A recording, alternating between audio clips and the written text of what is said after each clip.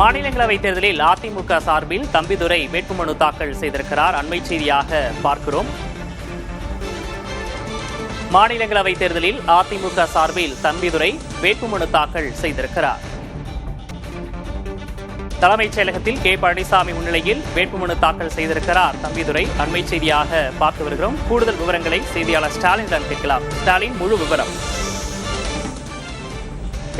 மாநிலங்களவை தேர்தலுக்கான வேட்புமனு தாக்கல் இன்றோடு முடிவு பெற உள்ள நிலையில் அதிமுக, திமுக மற்றும் கூட்டணி கட்சிகளை சார்ந்த மாநிலங்களவைக்கான அந்த வேட்பாளர்கள் தங்களுடைய வேட்புமனுக்களை இன்று தாக்கல் செய்தார்கள். முதலாவதாக அதிமுக சார்பில் இந்த மாநிலங்களவை தேர்தலில் வேட்பாளராக அறிவிக்கப்பட்டுள்ள தம்பிதுரை தற்போது தன்னுடைய வேட்புமனு தாக்கலை செய்து வருகிறார். அதிமுக பொதுச்செயலாளர் எடப்பாடி பழனிசாமி மற்றும் அதிமுகவுடைய மூத்த நிர்வாகிகளுடன் இருக்கக்கூடிய காட்சிகள் நீங்க பார்க்கலாம். அதனைத் தொடர்ந்து அதிமுகவுடைய கூட்டணி கட்சியான பாட்டாளி மக்கள் கட்சியின் தலைவர் அன்புமணி ராமதாசும் தன்னுடைய வேட்புமனு தாக்கலை செய்ய இருக்கிறார். அதனைத் தொடர்ந்து திமுக மற்றும் திமுக சார்பில் கூட்டணி கட்சி வேட்பாளர்களான தேமுதிக மற்றும் காங்கிரஸ் கட்சியுடைய வேட்பாளர்கள் தங்களுடைய வேட்புமனுக்களை தாக்கல் செய்ய இருக்கிறார்கள். இன்றுடன் கடைசி நாள் என்பதால் இந்த வேட்புமனு தாக்கல் இன்று முழுமையாக நடைபெற இருக்கக்கூடிய ஒரு சூழல்ல தான் இந்த வேட்புமனு தாக்கல் தற்போது தொடங்கி நடைபெற்று வருகிறது. முதலாவது நபராக தம்பிதுரை தற்போது தன்னுடைய வேட்புமனுவை தாக்கல் செய்திருக்கிறார். தம்பிதுரையை பொறுத்த வரைக்கும் கடந்த பல ஆண்டுகளாக பல்வேறு மிக முக்கியமான பொறுப்புகளை சட்டமன்றமாகட்டும் அதே போல மக்களவை ஆகட்டும் என பல்வேறு தருணங்கள்ல சட்டமன்ற உறுப்பினராகவும் மக்களவை உறுப்பினராகவும் தன்னுடைய பதவியை வகித்தவர். கடந்த முறையும் அவருக்கு மாநிலங்களவை உறுப்பினர் பதவி அதிமுக கொடுத்திருந்த நிலையில் தற்போது மீண்டும் அதனை தக்க வைத்துக் கொள்ளும் வகையில் அவருக்கு அதிமுக மீண்டும் தன்னுடைய வாய்ப்பை வழங்கி இருக்கிறது. அவருடைய வரலாற்றை பொறுத்த வரைக்கும் பார்த்தோம் அப்படின்னா 1977 ஈரோடுல முதல் முறையாக சட்டமன்ற உறுப்பினராக தேர்ந்தெடுக்கப்பட்டவர். அதன் பிறகு 84 தர்மபுரியுடைய மக்களவை உறுப்பினராக, 98 கரூர், அதே போல 2009 மற்றும் 14ஆம் ஆண்டுகள்ல கரூர் மக்களவை தேர்தலில் போட்டியிட்டு வெற்றி பெற்றவர். இது போன்ற பல்வேறு மிக முக்கியமான பொறுப்புகள். மக்களவையுடைய துணை சபாநாயகராகவும் இருந்தவர் தம்பிதுரை. அந்த அடிப்படையில் அவருக்கு மீண்டும் வாய்ப்பு வழங்கப்பட்டிருக்கக்கூடிய ஒரு சூழல்ல தன்னுடைய வேட்புமனுவை தம்பிதுரை தற்போது தாக்கல் செய்திருக்கிறார். அதிமுக சார்பாக தம்பிதுரை மீண்டும் வேட்புமனு தாக்கல் செய்திருக்கிறார். இப்போ இந்த வேட்புமனு தாக்கல் செய்யும் போது என்னென்ன ப்ரொசீஜரை இப்போ ஃபாலோ பண்ணணும் ஸ்டாலின்? விக்னேஷ், அதாவது மாநிலங்களவையை பொறுத்த வரைக்கும் பார்த்தோம் அப்படின்னா ஒரு வேட்பாளருக்கு 34 சட்டமன்ற உறுப்பினருடைய ஆதரவு தேவை. அந்த அடிப்படையில இந்த முறை பார்த்தோம் அப்படின்னா தமிழகத்திலிருந்து 6 பேர் மாநிலங்களவைக்கு அனுப்பப்படுகிறார்கள். அந்த அடிப்படையில 4 மாநிலங்களவை பதவி என்பது திமுகவுடைய கூட்டணிக்கும் திமுகவிற்கும், அதே போல 2 மாநிலங்களவை பதவி அதிமுகவிற்கும் கிடைக்கும்படிதான் அமைந்திருக்கு. அந்த அடிப்படையில 2 பேர் ஏற்கனவே தம்பிதுரை மற்றும் அன்புமணிக்கு அதிமுக கொடுத்திருக்கு.